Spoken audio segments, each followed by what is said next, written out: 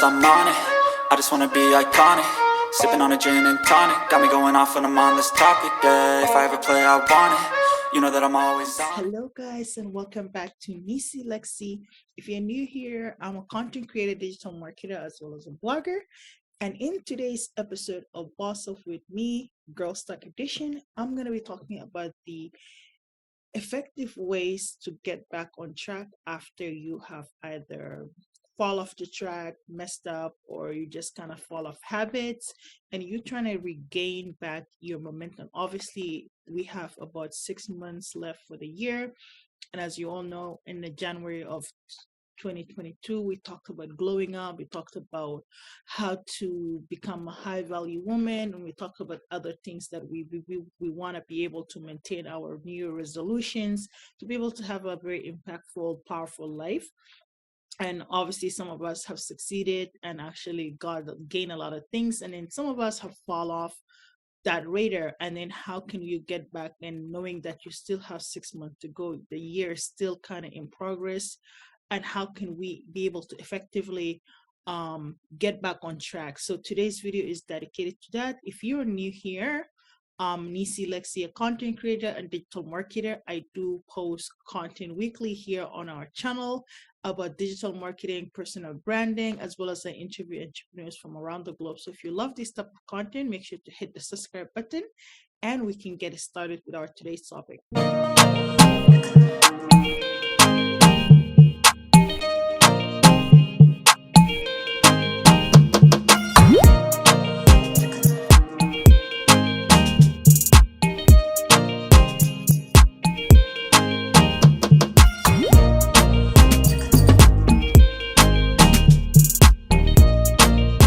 So one of the first thing you need to be able to establish, obviously, in order for you to effectively get back on track when you fall off, is identify the root cause of your failure. Like, why is it actually that you haven't succeeded with some of the goal that you have designed for yourself this year? Like, what exactly is the cause?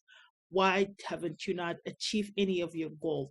Once you understand the root cause of this failure, then you'll be able to establish um, basically a way to kind of clean up, or a way to be able to go ahead and fix it. So if you said, okay, you know, my goal this year was to get fit, to get back to the gym, to lose weight, and the root cause might be that, you know, you're not motivated, or the root cause might be the fact that, you know, you still have a bad eating habit, or it could be that, you know, you haven't really set your mind to be consistent on it. So how can you be able to identify that problem? Is by understanding that, you know what, you set a goal and you haven't done it is because of X, Y, and Z. So now that you have established the cause of your problem, the root cause of your problem, you'd be able to be like, you know what, since if it's eating habit is the issue, then you start working and practicing on how you can be able to tackle that issue to get back to the desired weight that you want. And if the issue is that, you know, you're basically lacking motivation to do things, or you wanted to actually, you know, set clear agenda to achieve certain things in your life this year, but you haven't done it, is because either A, you don't have the knowledge for it, or B, you don't have the resources. Then maybe this is a time for you to be able to, you know, reach out to other people. This is the time for you to start doing your homework, to start going to YouTube and Google things, so that way you can start learning. And even as far as registering for school, registering for course, so that you can, you know, can learn how to establish and how to get there.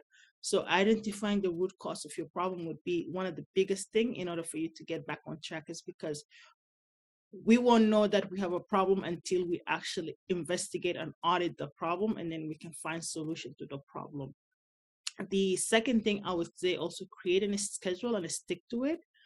One of the hardest thing actually I found for the last, I believe, 2 weeks or so, obviously I've been falling off track, and that's why I haven't been able to kind of, you know, release my Friday weekly video, is because I was consuming most of my time in my regular job, and having a lot of times that I was doing overtime. And because I was doing overtime on that particular task, I wasn't having enough time to basically sit back, relax, and actually dedicate some time for my personal blog and dedicate some time for the Neecee Lexy brand. And that's once I established that, I started, to clear my calendar. I started to basically create a schedule and sticking to that schedule so that I'll be able to produce effective video. I can be able to get back on track and be like, hey, you know what? I used to do this with working a 9 to 5 and also working full time as a blogger. I was doing all of this with no problem, but because I have kind of have a setback and not basically prioritizing my calendar, and that's why I fall off the track. And so now that I understand the root cause of my problem, I can start creating a new schedule. I can start sticking to those scheduled time planners so that way I can start kind of, come back here every week and produce content for you guys. So this is basically an effective way for me to get back on track. So this is something you can also do as a business owner, as an entrepreneur. It's always great for us to have a schedule, to have a clear calendar as to what is our priority for this week, what is our priority for this day. When you have a to-do list and you have a task thing that you need to be able to do, you can put it in a priority level, so that way okay, certain things needs to be done this week, so that way you can move to the next plan, you can move to the next goal. The other thing I would also say, the number one most important thing in order to effectively get back into track is also try to use your current habit to restart your behavior. We understand that when you do something for 21 days, it becomes your habit. So that is the reason why a lot of people kind of fall back into actually being more effective, is because once you have a habit, let's say today you do one thing, it sets you back. Tomorrow you do the same thing. After 21 days of you doing that exact same routine, you're going to fall off and that routine becomes your new habit. So in order for you to break that habit, you need to start establishing a new habit. So that means in order for you to start being more effective, more efficient, you need to start creating an efficient and effective new habits, and do that for like at least a period of 3 weeks or so. Then that becomes your new habit, and you start to kind of see and gain a new momentum of become more of an active person, more of a productive type of person, and kind of procrastination will start to dim down. And this is something that you still kind of have to train yourself. Every now and then we create new habit, and that's why we fall off. And we can still, because of the habit that we have created, we can still also create a positive habit by start to working on towards things that matter. And I would say getting back to basic is also part of that, because if you know that there's certain lifestyle that you were doing before that was working for you, but now you haven't done it in a long time, so trying to also get back to basic by understanding, what I need to do, start keep doing those in order for me to start being more effective and more efficient. Embrace the restarting. So obviously we're all human, we all make mistakes, we all learn from our mistakes. So and embrace that channel of that, embrace that source, embrace that certain things might happen along the way, and then you can move forward from it. Don't just kind of sit back and be like, oh, I wish I did, I wish could, I should have, all of those. Stop it. Like, just get start with a new momentum and be like, it is what it is, it happened, it's done, that's a history, that was yesterday, now it's a new day, tomorrow is a different day, so let's start working towards tomorrow and enjoy today.